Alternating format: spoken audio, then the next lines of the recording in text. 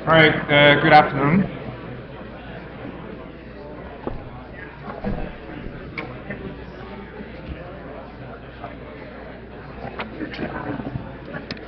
Okay, let's start the lecture. Just a few words about the final. Okay. So I'm saying it a bit of early because the date of final is early, so December 3, right? So I think you should seriously start preparation for the final now, right? There are only 2 weeks, a little more than 2 weeks left. So so my suggestion is always, first of all, final is not accumulated. It basically starts, picks up from where the midterm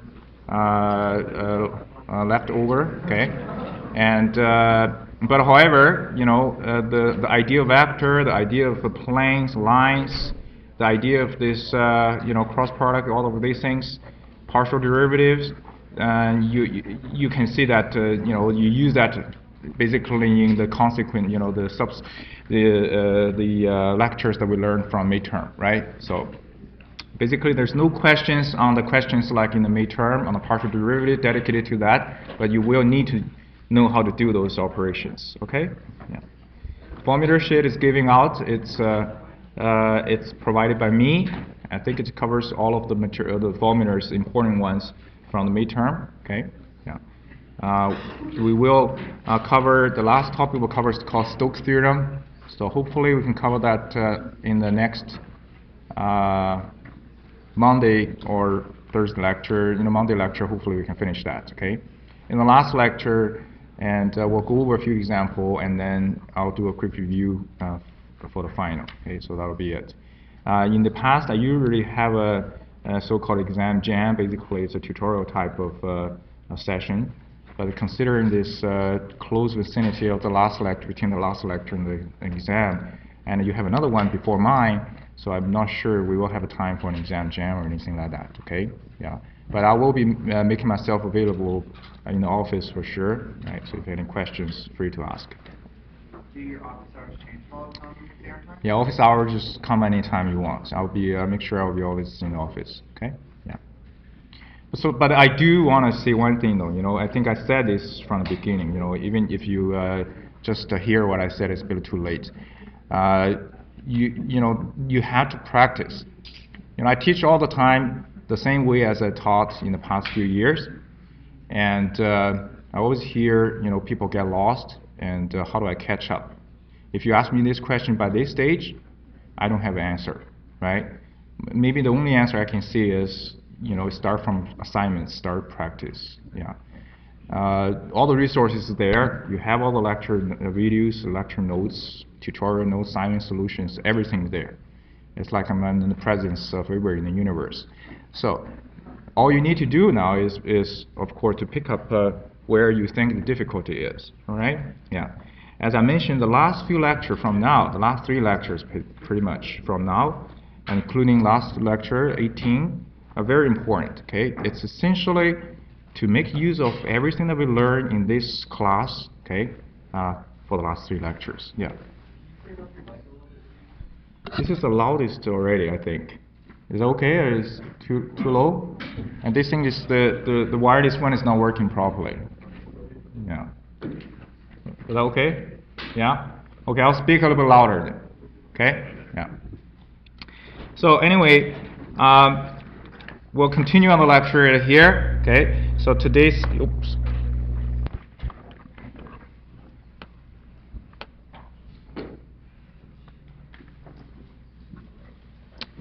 today's topic, okay, is called curl. Okay. As you will see that, okay, it's a pretty tricky concept to understand. But when I give you the formula, you see it's actually nothing new. Okay, it's basically, I'll tell you the formula first, and then we'll look at where it is from and what does it mean. So given a vector field F, then the definition of curl, okay, we write it CURLF, the vector. is defined as del cross F. Okay, defined as this. So that's the first concept, curl. So this del cross, this guy here, this is basically an operator. We call that curl. Okay, curl. So what's curl? This is curl, right? Curve out the finger. Have we seen this in the previous lecture? So when this del cross F equal to 0, what do we call this vector field? Conservative. And if it's conservative field, and you have a closed curve C, what's the line integral around the curve C? 0, circulation, right? Yeah, so that's curl. Now, physically, what does a curl represent here? So let me start from an example here, okay? Let's see this example. So this is a vector field, this red line here, and the vector field is generated by this function.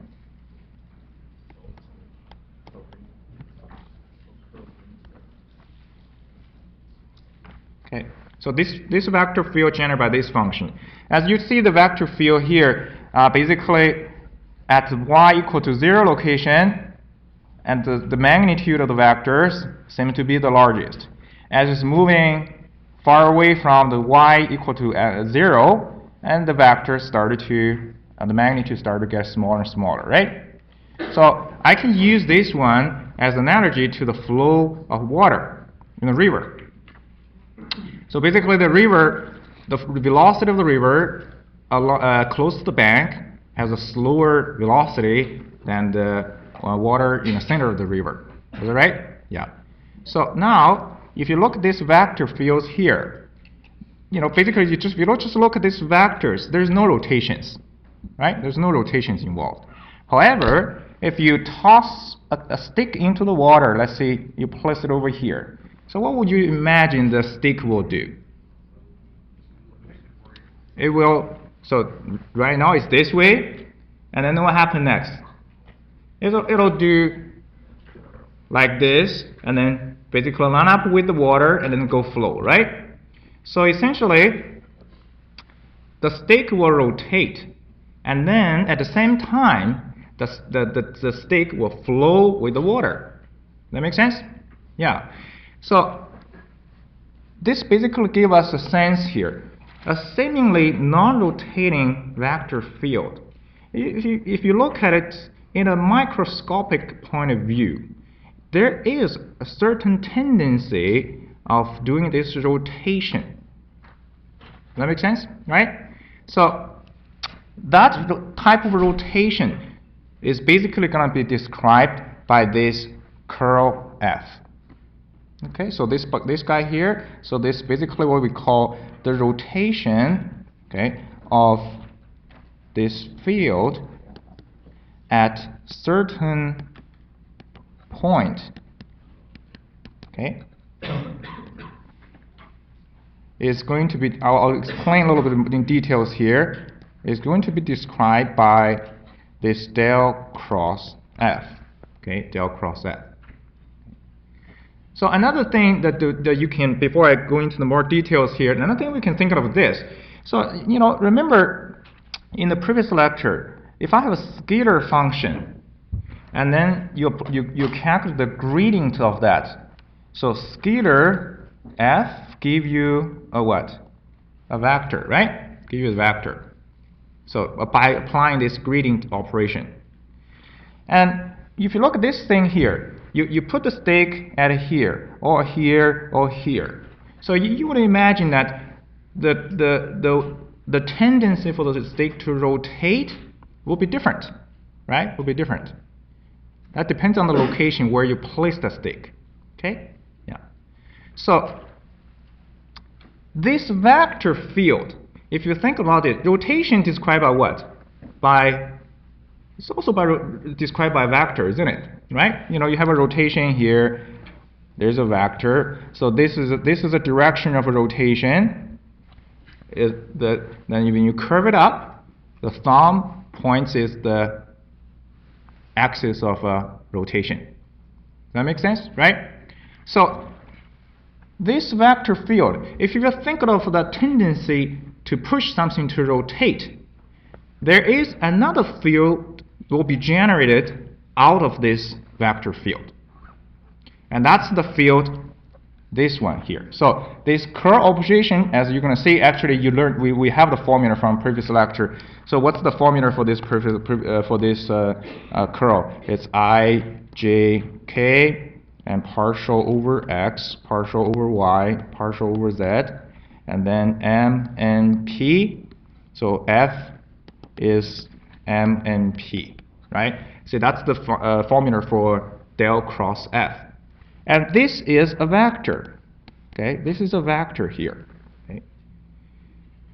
So the order here is a scalar function can generate a vector field. And the vector field can generate another vector field, okay? Yeah, so that's the idea here. So now let's go into more of the details, understand what does the curl means at here, okay? This is basically, if you look at the calculation, asking you what's the curl of a vector field, all you need to do is do this, right? It's pretty simple, right? You have the formula, everybody can do that. The key is to understand what does the curl mean at here, right? Yeah. So let's go back to one step to the circulation concept. So if you recall the formula for circulation. Circulation is F dot ds, okay, equal, okay. There are different kind of formulas for circulation, if you remember, right? I'll just write a few at here. Okay. So this is a circulation around a closed curve C. So when you see this is a circle, this is an integral operation, and then with a circle right here. So that basically means this is C is a closed curve. Okay. So we usually deal with a simple, okay, simply closed curve. So which means basically the curve, it's not twisted or tangled all together, that case. Okay. Yeah. So this is the circulation in here, right? Now, I think I said it before here. Now, what makes a bigger value of a circulation of this vector field around the curve C? And I can explain from here. A bigger circulation, remember t hat is what? Is the tangent vector, unit tangent vector of the curve C. So if the f is in the same direction as t hat, then you would have a bigger circulation, right? If f is perpendicular to the t hat, then you would have what? 0. Okay? Yeah. So what is circulation basically? Imagine this is a curve C, and there's a vector field here. So it's about the vector field. All the vector here is circulating around this curve C. If there's a non-zero circulation around the curve C, so you would imagine what? There's some kind of a tendency to rotate around that curve C, isn't it? Right? Yeah, that's what the circulation means. If there's no circulation around this curve C, then there's no tendency to rotate at that location, right? Yeah. Okay, so then this is basically the next step right here. So we would interested is this. It's this concept here. I'll draw something at here. Okay. Let's say I have a curve C like this. Okay. So we usually have a certain direction defined for the curve C, and there are certain vector fields around here. Okay. Yeah. Now think about back one simple concept here. How do you define mass density? How would you define mass density? Equal to what? Here's an object. What's the mass density? It's the total mass divided by the volume. How would you define mass density for, so let's see, I'll write it here. So mass density equal to the mass over volume. So what about mass density, basically like what we learned at exactly a point. So that's the density at that point. Then what would you do? You would do basically a limit, right? So you take a volume, get mass density for this small one. volume here. Then you let the volume shrink to 0. And you get the point mass density. Okay? So now now to our case, I have a circulation around the curve C. But what I want is, I want to know the circulation density. So circulation density at a point. Then what would I do then? Take a derivative? I didn't take a derivative here. So here is a circulation around the curve C. But I want a circulation at one point. If I use this analogy here, what would I do? So circulation density would equal to what? I guess I'll take a limit. So the top one will be the circulation. Top one will be the circulation around the curve C. Then the bottom here, we would divide it by the area. Exactly. We would divide by the area enclosed by this curve C. So let me call it delta A here. So this is the delta A, okay, for this area closed by curve C. And then we let the area go to 0, right? So we get the circulation density. Okay, so now there's one thing here we're going to be clear here. Okay, let me see what I'm missing in here. So I think I'm okay. So let me write it down. This one here. Okay, so delta A is the area enclosed by curve C. Okay, enclosed by curve C. However, okay, think a little deeper here. Here's a curve C. I'm talking about circulation density at this point here. But you think about it, my curve C could be oriented to different direction, isn't it? Still enclosing this point. So you could have a circulation, let's say this is a point here. You could have a curve C in this direction, or this direction, or that direction. So there could be different orientations of the curve C. Or in other words, there could be different orientations for this small area or the patch. Does that make sense? Right? So that actually basically means this idea here. The circulation, when you orient it differently, this should be different too. Okay? Yeah. So this guy at here, if the C is oriented differently, you would get different circulations because you get a different C, right? So now I'm going to define to describe what I just said here. Here's a curve C. I'm going to define this curve C, which enclosing a small patch area and using a unit normal vector n hat to represent that small area delta A. Okay, so let me write it on here. So now if I have this n hat and the C, then I would basically define myself a certain orientation of a curve C, pointing to with enclosing certain area and pointing to certain directions. Okay, right? So this is the n hat this way, and then this n hat to this way, right? So that this is basically, I'll write it down here, the n hat. So n hat is the unit normal, okay, unit normal vector and perpendicular, okay, to this delta A here, okay, delta A. So now this basically brings us a new concept here. Essentially, you think about this area. So the area, I can think of myself having an area vector. So delta A vector. delta A vector has a magnitude of this area enclosed by curve C and has a perpendicular direction given by n hat. So this is a vector, has two quantities.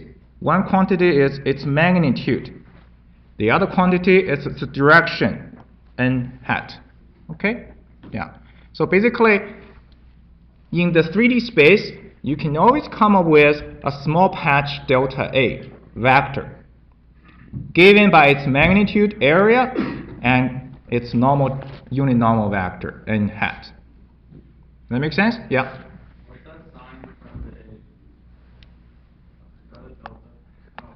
No, 0. like where the delta area vector. Oh, this one, delta. No, the bottom. This is delta. Okay? Yeah. Yeah, my tablet couldn't close properly, so the writing sometimes is pretty awkward. Yeah. Okay. Okay. So now we haven't cleared off this concept here. Now, then let's give you the formal definition of this curl curl F thing here. Okay. So circulation density is this one here. Okay. This is a circulation density. So now I'll give you definition for curl.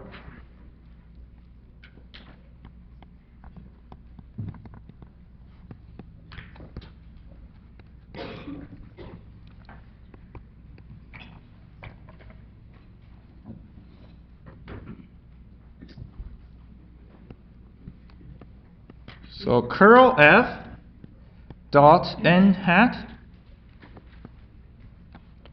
equal the circulation density that I just gave you at there.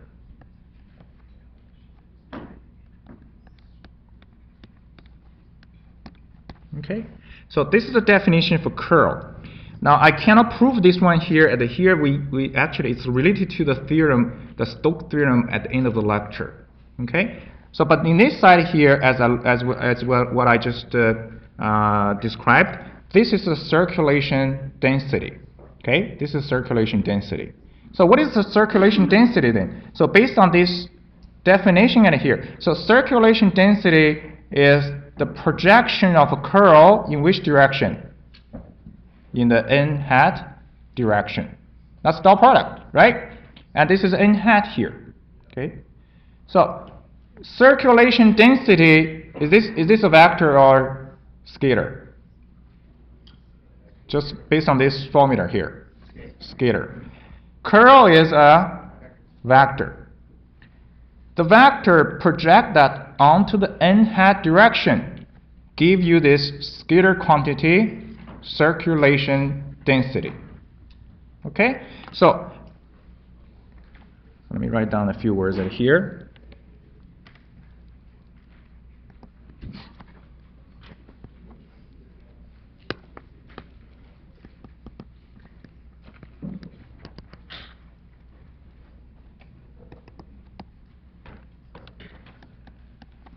So circulation is a scalar, and it's equal to the projection of curl F in n hat direction. Okay, in the n hat direction. And what is n hat? N hat is the unit normal vector perpendicular to the small patch area that the C encloses. Okay, yeah. And as we're going to learn in the next is, so what will be the relationship, basically, what will be the relationship between this n hat and the C? They have to satisfy the right-hand rule. So when you curve up the C, then the direction, the thumb direction, is the n hat direction. Okay? So n hat and the C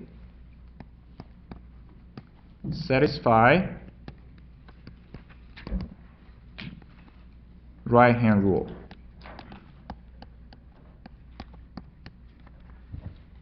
And this is actually the fundamental things that we're going to have to know before in the last lecture for the Stokes theorem.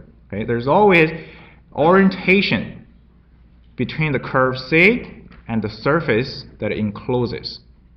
Has to satisfy the right-hand rule. All right? Yeah. So now back to this formula here. Okay? So back to this formula. So what does, as remember what I said, if you have a vector field, then you pick a small curve C, then you orient it to a certain kind of a direction given by the n hat. Then you calculate the circulation around that curve C.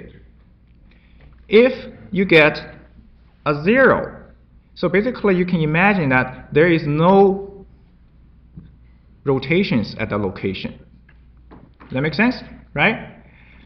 If there is one, if it's non-zero, then it will cause certain kind of a rotation. So based on this condition at here, okay, based on this condition at here, so which means the curl F, this quantity here, give us a sense of what? Give a sense whether there is circulation or there is a rotation or not at a certain point in the vector field. Okay, so this curl F, it gives us that kind of a sense or meaning. Okay, so let me write it down in here. And then we'll look at a couple of examples to illustrate this idea. Again, if you're not interested in what I'm talking about here, you can doze off because, this is basically, everybody knows how to calculate this one here, right? It's all of trying to understand what's behind this del cross though. So this guy here, okay, gives a sense of rotation of F at certain point. Okay, at a certain point. Okay. Was that good? Yeah. So this curl F, the formula is this, and I have 2 or 3 pages in the lecture notes of proving basically how this formula is being derived. All right, so this is proved in the lecture notes. So you can take a look at that in the lecture notes here. Okay, yeah. But before we move on here, so let me maybe use this picture here to illustrate the idea of the curl, or the circulation density.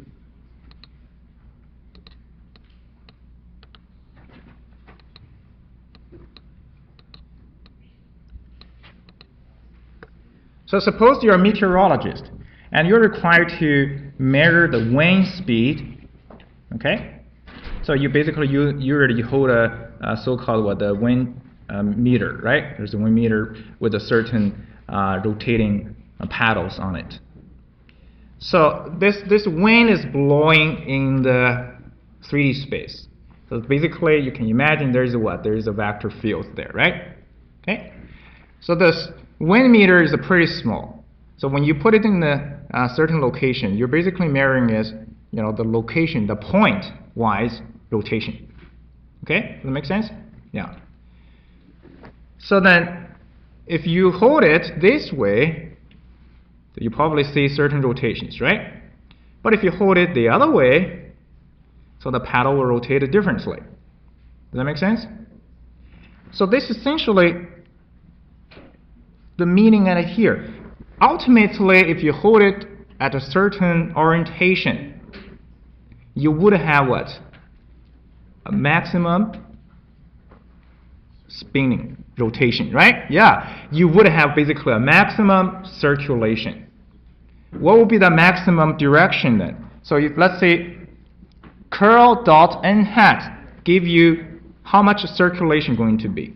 Let's say this is n hat 0, and this is n hat 0.5, and this is n hat maximum. So what does that mean? The n hat would have to be exactly the direction. So basically, what gives you a maximum for this dot product? When this vector and this vector pointing to the same direction, right? Yeah. So if you're a meteorologist, so how do I get the maximum wind speed or rotation? You got to point into the curl F direction. Okay, yeah. Does that make sense? Yeah. Okay. So this P hat basically represents the direction you're pointing. And then if you see a rotation, so that means there is non-zero circulation there, right? Yeah. So let me give you an example here, okay? Very simple example.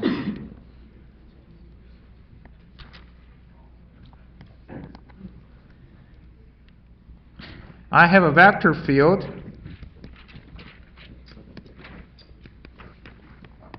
which is this. Okay? Yeah. So negative y I hat plus x g hat. So this is basically this field here, okay? This basically this field. And I want to calculate, basically I want to calculate what's the component the key hat component. What's the key hat component of curl F? Okay, what's the key hat component of curl F? Okay, so it's pretty straightforward here. So let's use the definition to calculate. Okay, the definition. We're trying to get the key hat component of the curl F. So essentially it's a curl F dot key hat. The projection of the curl in the key hat direction give us the key hat component. And what is the definition? The definition is a limit delta A approach to 0 and delta A at the bottom and circulation at the top, right? At the top here. Okay, at the top. So this is what we can do, and I can pick maybe a circle. Okay, I'll pick a circle C that includes this origin. Okay, this origin. This is a point, right? This is basically, let's say, the key hat at. Let's just see the key hat component curl at origin.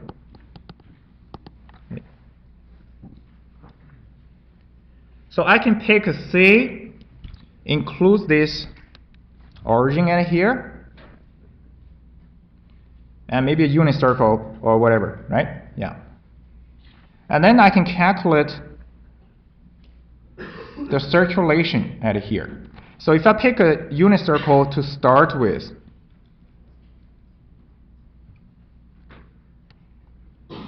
radius 1, okay?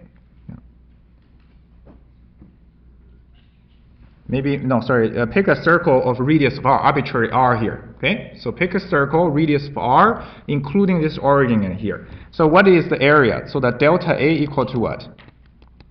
Pi r squared, right? Pi r squared.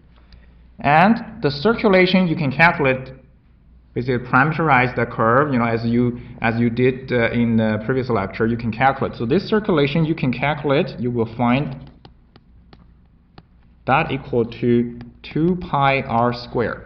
Okay, you can find this. Then according to definition, so it's this quantity divided by this quantity, and then let the area approach to 0. So actually the r squared will cancel, right? So this guy equal to what? To 2. Okay, to 2. So 2 basically represent is a circulation density. At here, it actually basically represents is what?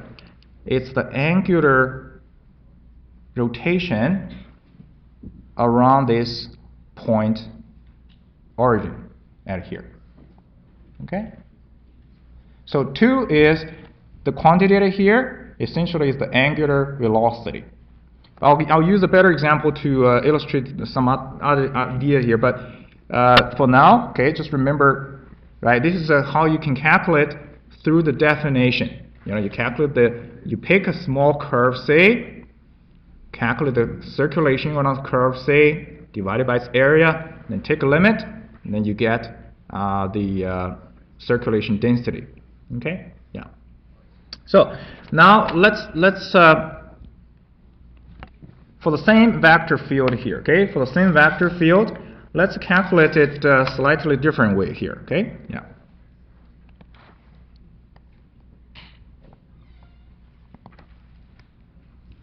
But I'm gonna derive this vector field through the example here, okay? So then here's what happens. Now suppose I have a fluid flow. Okay, so the fluid is flowing around an axis passing through, okay, the origin. So fluid is flowing around z-axis here, okay, z-axis. It's basically like a solid body rotation. So yeah, there's the whole thing is flowing, is rotating around the z-axis here. And it's rotating around the z-axis at a constant angular speed omega. Okay? Constant angular speed omega. So, what would be the vector field given what we just described at here? Okay? So, vector field for this phenomena, so for the solid rotation around the z-axis with the angular speed omega. Vector field meaning what? Basically, what would be the velocity field? So what does the velocity field equal to, given this fluid flowing? All right? Yeah. That's the speed. So v equal to omega r will be the speed. But now we're talking about the velocity field. Yes, the magnitude of that will give you the speed. Okay? Yeah. Okay. So let's derive this very quickly here. Okay? Yeah. Vector field. If I pick a point in the xy plane, so this is a point I'm interested. What will be the vector, velocity vector? What will be the velocity vector at this location? Now, because this is a rigid body here, okay, so if I connect this point from origin to there, okay, as we know, where does the velocity vector pointing to? It's perpendicular to that radius, right? To the reading line. Okay? Yeah. So the position vector for this point P, okay, position vector for the point P is xi hat plus yg hat, right? It's x coordinate and the y coordinate. And because this thing is moving around a circle, so, and it's this point P, or if you think about this point mass, is moving around the z-axis with a constant angular speed omega. So basically, if P started from here, then moving up to this location here, after time t, what's the theta angle here? Omega times t, right? Omega times t. Okay?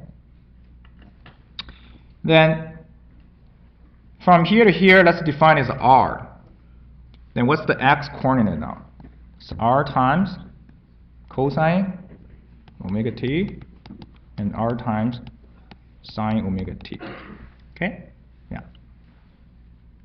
This is basically the parametric equation for the circular motion of the point P, right? For the point P. Okay. Then velocity, or the velocity vector, is basically what? The time derivative, right? It's basically the time derivative of the position vector, which is, in this case, right, dr over dt. Okay, dr over dt. So what is dr over dt? Here's r here. So if we take r is a constant here. Okay, so r is a constant. So p has a constant radius of rotation. Then omega is also a constant. Then the time derivative of this parametric equation give us negative, yeah, omega r.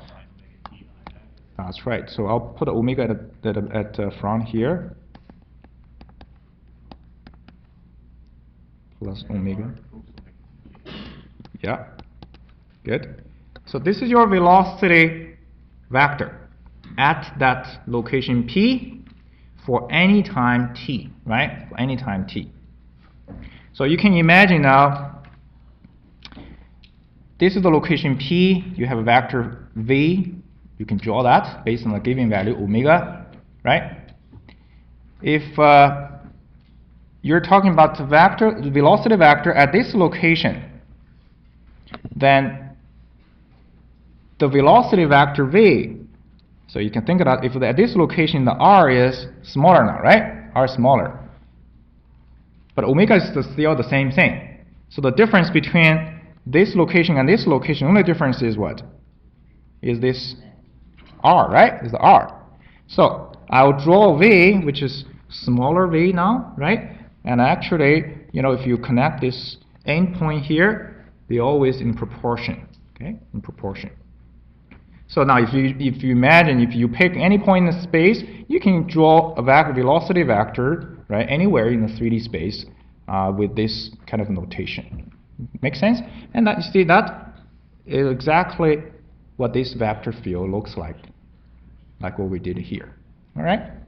So you get what? You get a 0 at this location here, origin, and a bigger velocity vector as it's going outward, right? As it's going outward. Okay? So for this particular one at here, I'm going to simplify again. What is r sine omega t? Y. What is r? This is a plus here, right? This is a plus at here. So I'm taking out a negative here. So this is y I hat plus, not a plus anymore. It will be what? Negative x g hat. Okay? G hat. You see that? Yeah? So if I compare to the example right here, what's the, this example is a negative. What's going on here? Yeah, it's negative. So might as well put a negative into it. Okay? Can you see that? Yeah. What's the difference between this one and this one here?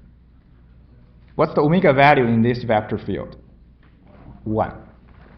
So for this vector field, it basically represents there is a constant angular velocity speed omega equal to 1 rotating about the axis, z-axis here. Okay? Yeah. And for this example here, I got the curl in the k hat direction is 2. Basically 2 times the omega value, right? 2 times the omega value. So now if I do the same thing for this one here, this is the V at here. This is the velocity field. This is the velocity field. What will be the curl? What will be the curl of this velocity field?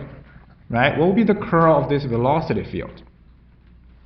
So here's a curl. And if you remember the formula for curl, and this is a 2D velocity, 2D field, vector field. For 2D one, the formulas are fairly straightforward, and this equal to, so let's see, if V equal to mn here, okay? So the x component is m, the y component is n, the del cross m equal to partial n over partial x minus partial y over partial m over partial y k hat. Okay? Yeah. That's the formula for planar field. Yes, really. So, m equal to negative y, n equal to x, partial n over x equal to, this is m, this is n. Partial n over x is 1. Partial m over partial y But I have omega here, right? I have omega here, so I should keep the omega. Okay? Should keep omega. So which equal to what? 2 omega k hat. Okay? 2 omega k hat. Okay, so now here comes a very important summary here. Okay, so I know just keep your attention regarding this difference between.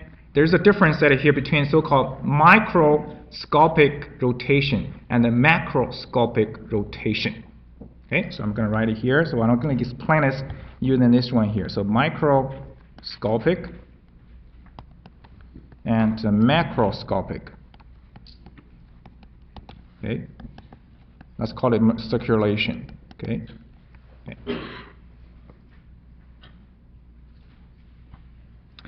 So let's still use this simple example here. For this velocity field, what did I start with the generic question?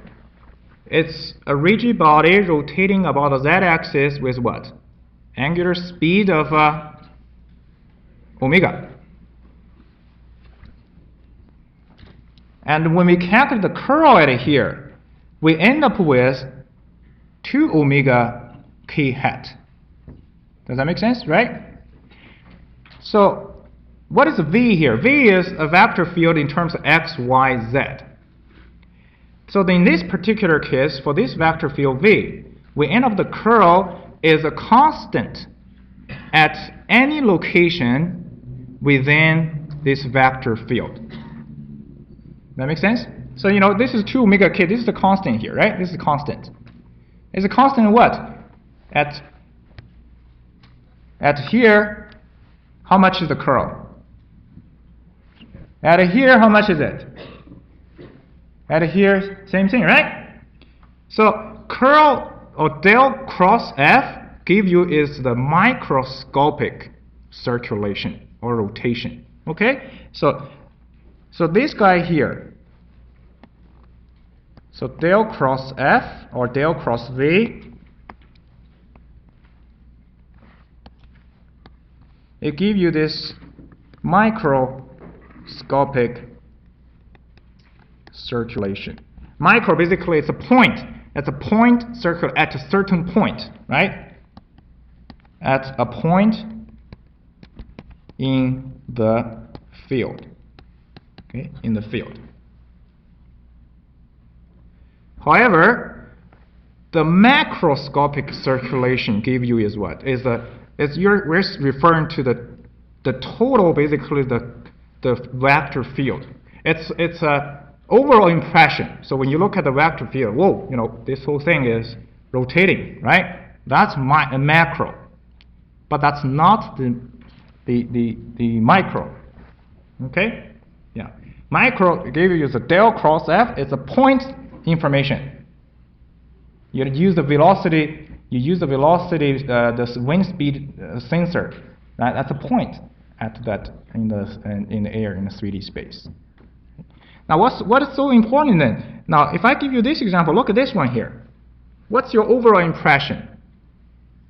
This whole thing is what? This vector field is rotating around the z-axis. What direction? Counterclockwise, right? So this one is drawn actually using this function here. So this one is drawn using this.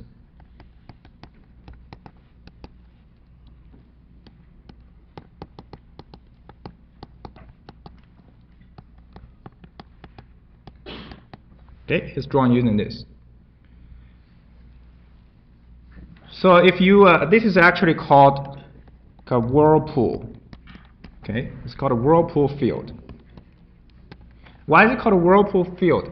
It's basically, you see, it's when it's getting away from the origin, it's getting smaller, it's getting 0, right? Yeah. But when it's getting to closer and closer to the origin, the speed of the rotation is getting higher and higher. So when it's at the location of origin, you would actually have a undefined field. Because when you put a 0, 0 here, it's infinite, right? It's infinite. If you go to Science World in Vancouver or in the Vernon, there is you would see that basically there is a so-called a funnel, right? So what do? You basically, if you throw in a ball or a painting, so the painting will rotate. As it's getting closer to the center, what's the speed of the painting will become? Faster and faster, right? Yeah, that basically describes this kind of field here. However, if I calculate del cross V, in this particular case, del cross V.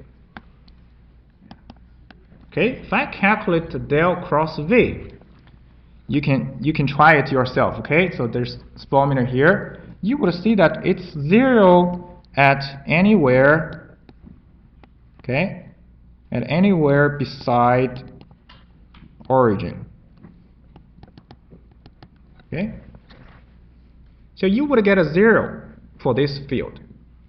Then what does it mean? So you put paddle wheel over here, or you put a paddle wheel over here. Would you expect any rotation of the paddle wheel based on this result here?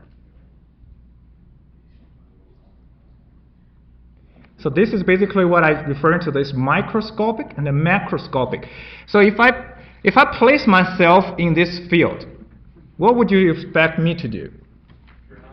Well, sure, yeah. I guess that's what you expect. So you would expect me to rotate about the z-axis, right? However, if you fix me in this field, so basically I'm right here, am I going to rotate about my center axis, given this result? No, right? So this is basically the idea of microscopic. If I place myself within this field, I won't have a rotation about myself, but I will have a rotation about this z-axis. Okay, so microscopic, yes. Macroscopic, yes. Microscopic, no. Because this thing is 0 at anywhere beside the origin. All right? So if I extend this question a little bit here again, if I draw a curve at this location,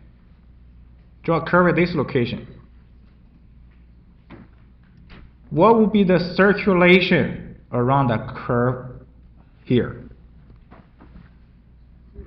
0. Why? Because it's 0. However, if you draw a curve which includes this origin here, it will be non-zero. Is that clear? Yes, very particular kind of question. So basically this brings a question here. So what do you think this V at here? So this V, would you consider that as a conservative field or not? So what makes a conservative field? This guy has to be 0 to make it a conservative field, right? So it's a conservative field other than the origin. However, if you're saying this is my field, including the origin, so your conclusion actually should be it's not a conservative field. Because there is a point around which the circulation is not 0. Okay? Yeah. All right, so basically, talking about all of these things, whole thing here, it's all about the calculation of del cross V, right? Del cross V, everybody knows how to do that if you have the formula. But it's about the concept behind it, okay? So let's talk about the next concept then. Basically, it's the Green's theorem.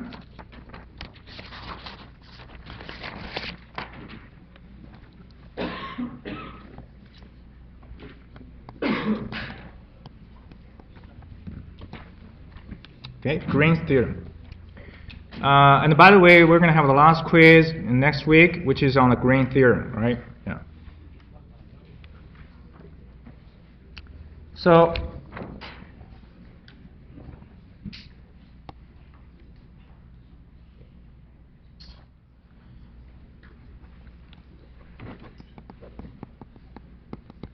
if a vector field is conservative, okay? If a vector field is conservative and we are integrating, we are, let's say, doing a circulation around a non-closed curve C. Okay, if we're doing this non-closed curve C, so tell me what's the shortcut you can do without doing this circulation? Point A, point B. What theorem do we call that? Fundamental theorem calculus. Excellent. So basically, when it's conservative, meaning F, vector field F, could be generated, you can find a scalar function F by doing the gradients, right? Then this guy here is basically fundamental theorem of the calculus. Okay? Yeah. Okay, so now the question here now is, if F, okay, is non-conservative, okay, basically means del cross F, okay, do not equal to 0. Okay, do not equal to 0. Yes, as you learn in fluid mechanics, when del cross F equal to 0, we call that a rotational field. When this guy equal to 0, when this guy not equal to 0,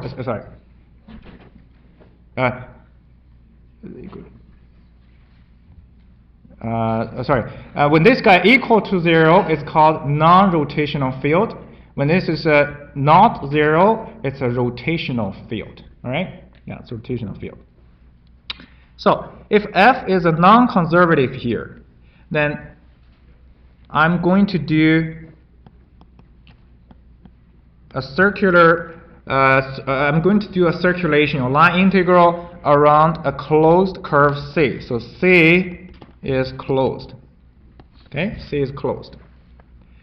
Do we have any shortcuts at here?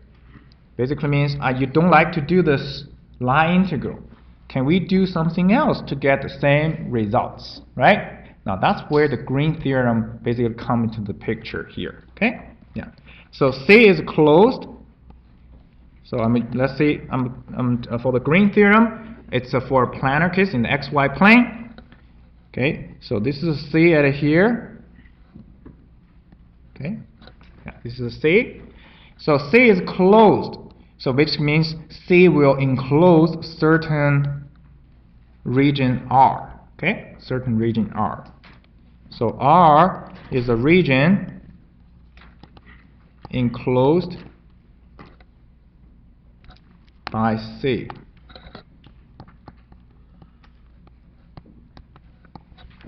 Okay, enclosed by C.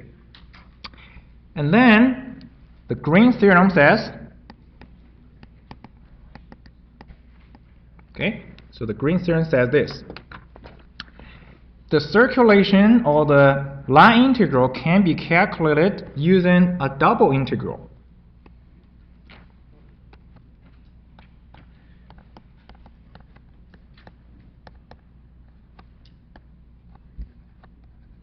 Using this double integral. R is the region enclosed by C. Mn is the components of this vector field F here. Okay? So that's basically Green's theorem. Without doing this line integral, that's a non-conservative field. Okay? Non-conservative. If it's conservative field, what's this line integral? 0, right? You don't need to do anything. Okay? Yeah. For non-conservative field, instead of doing this line integral, you can calculate the double integral. So what are we integrating? We're integrating this guy here over the region R, which is enclosed by the curve C. Is that clear? Yeah, that's pretty. So if you look at this one here, how do we calculate this line integral, this double integral? So we learn, right? We have what? We have a Cartesian coordinates. We have another one, which is the polar coordinates. Okay? Yeah. So you just have to calculate the two partial derivative precisely correctly in order to get the right answer for this double integral. Was that good? Yeah. So the other detail here is the green theorem actually comes from a Stokes theorem. So the C, we always orient it counterclockwise. Okay? Yeah, so you have a counterclockwise C here, but sometimes it's not important if you don't remember that, but usually you won't make a mistake if that's the case, okay? Yeah. Okay, so let me give you an example here to illustrate this Green's theorem.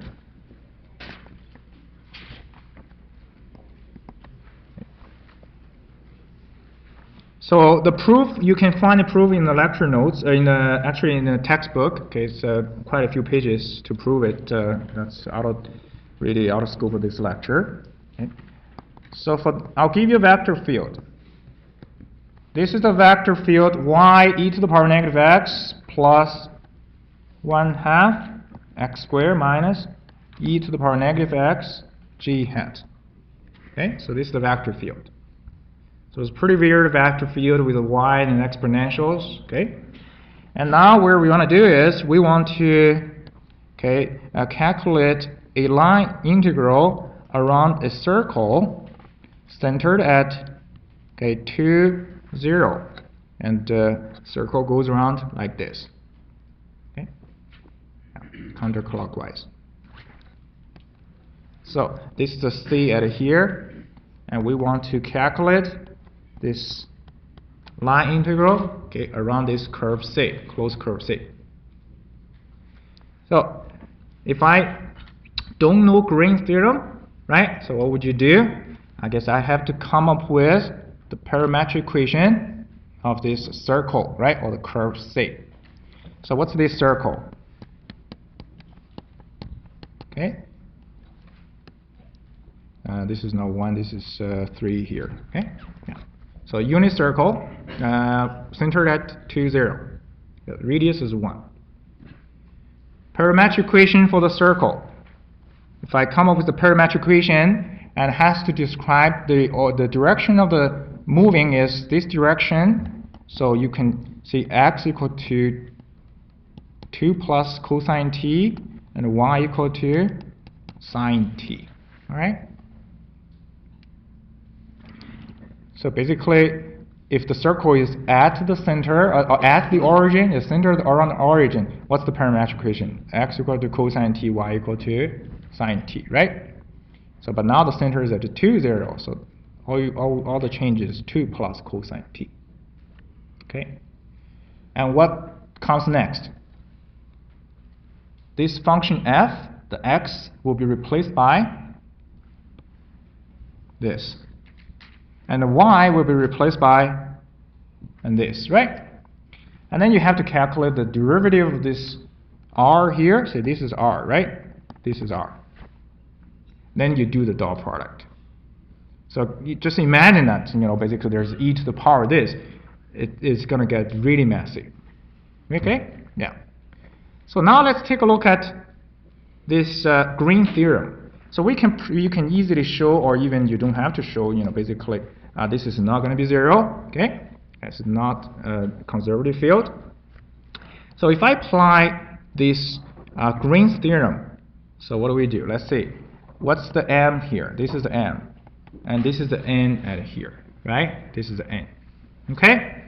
So Green's theorem says f dot dr around the C equal to the double integral over the region R enclosed by C, partial n over partial x minus partial m over partial y dA.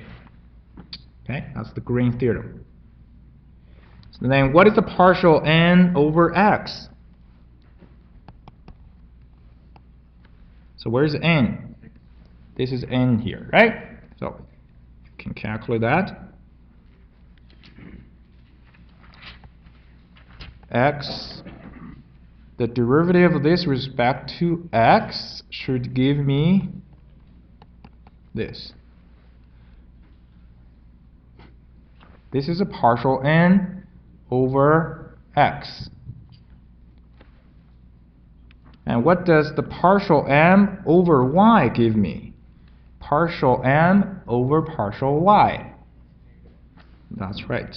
So minus e to the power of x. then dA. Okay? Yeah. And what's the whole thing in here?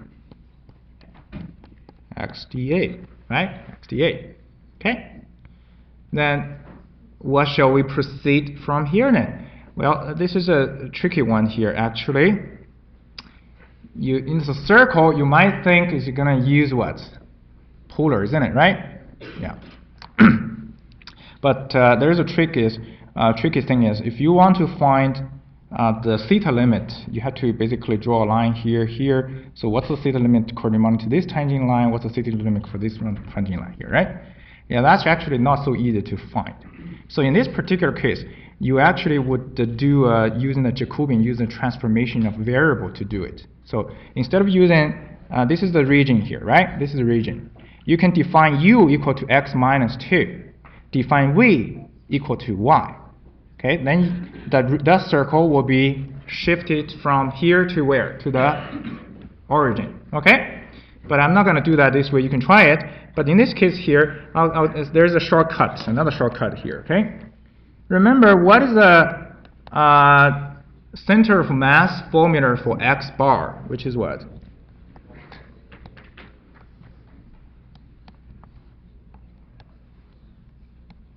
This is the center of mass formula, isn't it, right? Yeah. So in this particular case, if delta equal to 1, then that formula turned into what? The mass, instead of mass, this is going to be area. Excellent. So the delta is gone, will become this, right? Okay? So if I compare the center of mass formula for a thin plate with the unit density with the quantity that I'm trying to obtain here, what's the difference? So this is the double integral we're trying to calculate. And this is the double integral right here. So basically, this double integral actually equal to what? X bar times the area.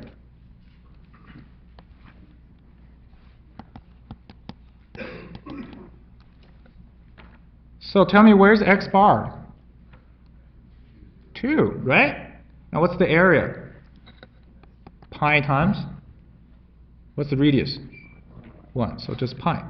So x bar equal to 2, area is pi, so 2 pi. Okay? Yeah, that's a shortcut here. But otherwise, you can use the transformation variable in order to calculate this question, right? Yeah. So it shouldn't be too tricky in the exam setting here if I wanted you to do this kind of calculations, okay? Yeah, there are lots of twists here, but the application of the Green theorem, so you should get the gist for that. For non-conservative field, a line integral around a closed curve could be evaluated using a double integral, okay? Yeah. Any questions? Okay, good. So the last topic I want to talk about this to basically trying to set up a stage for the next lecture. It's the concept of flux.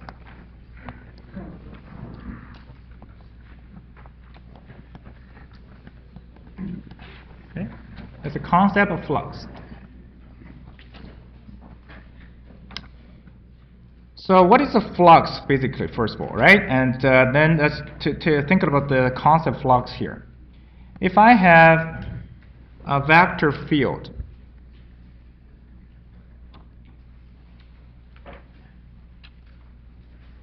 okay? If I have a vector field like this, now, if I don't draw the vectors, and basically, what does vector looks like? It's hard to imagine, isn't it, right? However, there's a very neat way to do this is, maybe I can think of a vector field here is, at this point there's a curve. And then this guy, this vector, what it represents is the tangent vector to that curve. Was that okay, right? And here, it's the same thing. It's a tangent vector to another curve at this location here. So basically, you can try to construct a curve okay, based on these vectors that you draw it here. Okay, and similarly at this location, you can construct another curve like this, right? Like this. Okay. So what this means is, if it's an electric field or gravitational field, okay, even if we don't see any concrete things in this 3D space, but you can think of there is some kind of a tentacles basically extending out, right? And the spacing of these tentacles that are here will actually represent what? The strength of this field. Okay? If I have a vector field, and these lines, just before we go, these lines that you draw here, we call that streamline. Okay? It's a streamline here. Okay. So this line here basically represents a field vector. And now what you can imagine is this. Let's say I have a surface.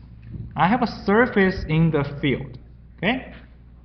So there's any kind of surface, imagine.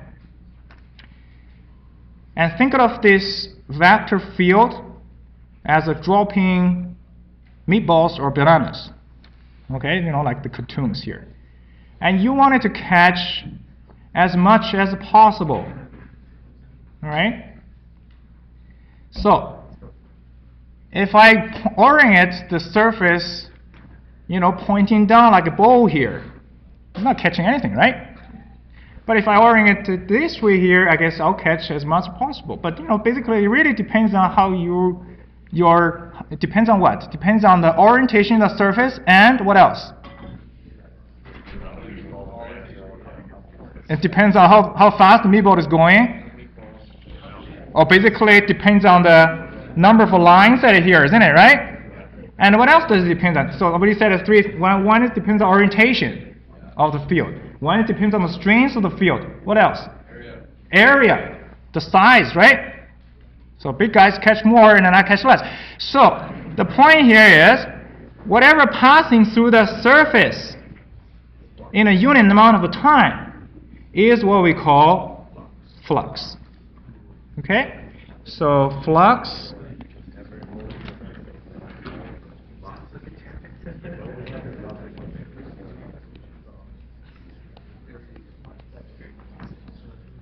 is amount of something passing through a surface in unit time. Okay, in unit time. So that's flux. So as I said, you know, basically this depends on the size of surface, or we call that area, orientation of this surface, and also depends on, as we said, depends on the strength of this field. Or in other words, basically, it really depends on the field, right? Depends on the vector fields. So those three things determine this quantity flux. Okay? Yeah. So that basically brings the question, how do we link all the three things together to calculate this flux? And as I'm going to give you, the formula is this. If S is the surface, F is the vector field, and N hat represent is the direction of the surface at a certain point, which is a uninormal vector. Okay, uninormal vector at a certain point to the surface. dA is a small patch. Now this is the flux. Okay, so we'll look at this one here in a little more details in the next lecture here. And how do we evaluate this surface integral? Okay, yeah. Any questions? Yeah. So I can't emphasize how important this is. This is definitely, there's going to be final exam, there's going to question this one here, okay?